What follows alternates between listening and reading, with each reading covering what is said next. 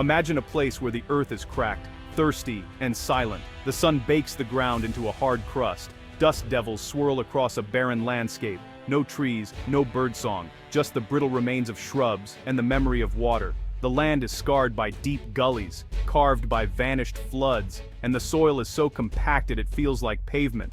Once, creeks meandered here, shaded by willows and cottonwoods, but years of mismanagement broke the water cycle.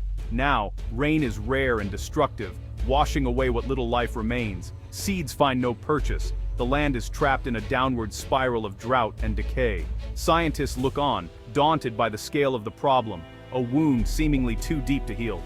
Restoring this place would require something radical, something that could restart the heart of the land. But hope, as unlikely as it seems, is not lost. The solution? Not massive dams or truckloads of soil, but beavers. To many, beavers are pests, but ecologists saw them as nature's engineers, keystone species with the power to heal. For millennia, beavers shaped North America, creating wetlands and ponds that slowed water, recharged aquifers, and built resilience.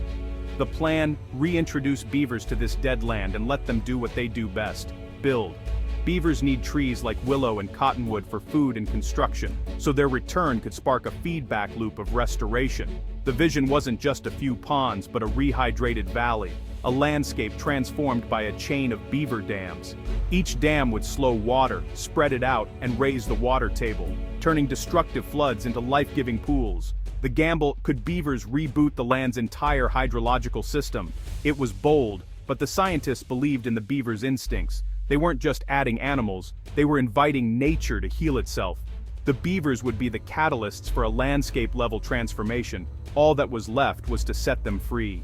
The day the beavers arrived, hope quietly returned. Relocated from places where they were unwanted, the beavers were released in family groups at the edge of the barren land. No ceremony, just the opening of cages and the cautious emergence of beavers into a world of dust and rock.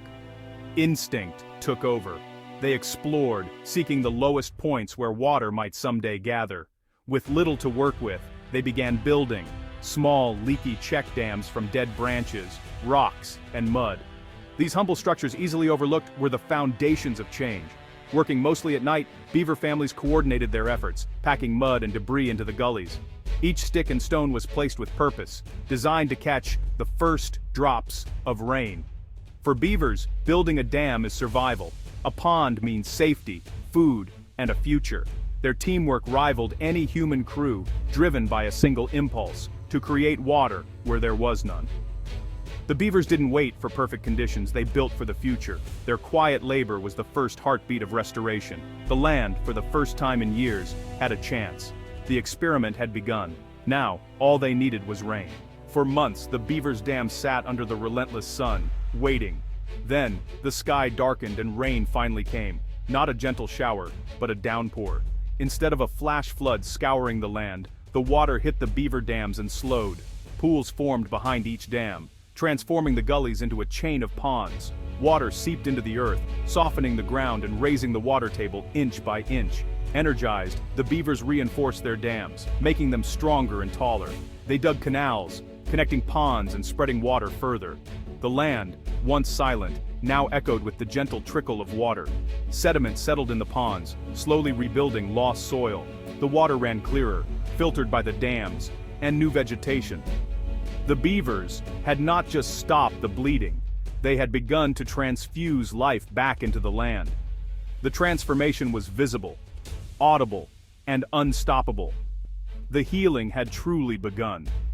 The land was no longer just surviving, it was changing. All because the beavers built, and the water stayed. With water came the miracle of green. Dormant seeds, waiting for years, finally sprouted along the pond edges. Sedges, rushes, and grasses anchored the soil, preventing erosion. Beavers, as they traveled, spread seeds and created diverse habitats: deep water, marsh, and soggy banks. Willow and cottonwood saplings took root, fed by the rising water table. The beavers' engineering created the very forests they needed to survive. Within a few years, green ribbons widened into lush corridors. Wild flowers bloomed, and the air filled with the scent of blossoms and damp earth. Shade from new trees cooled the water, reducing evaporation and holding even more moisture in the system.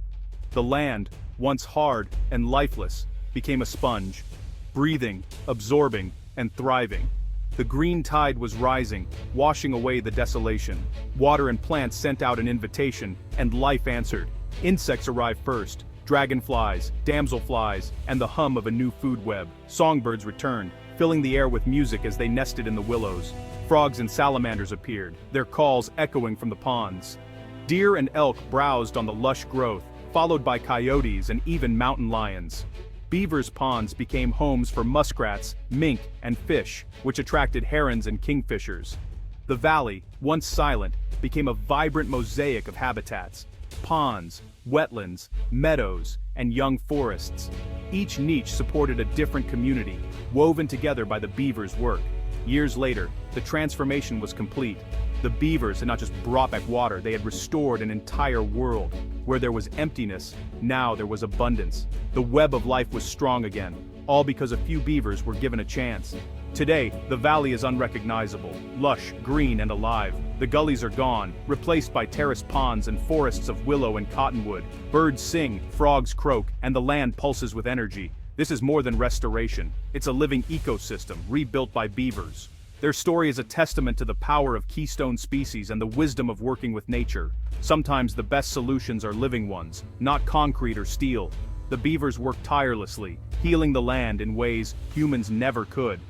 Their legacy is hope, a reminder that even the most broken places can recover. By partnering with nature's engineers, we can restore life, resilience, and beauty. The quiet work of beavers shows us that healing is possible, one dam, one pond, one landscape at a time.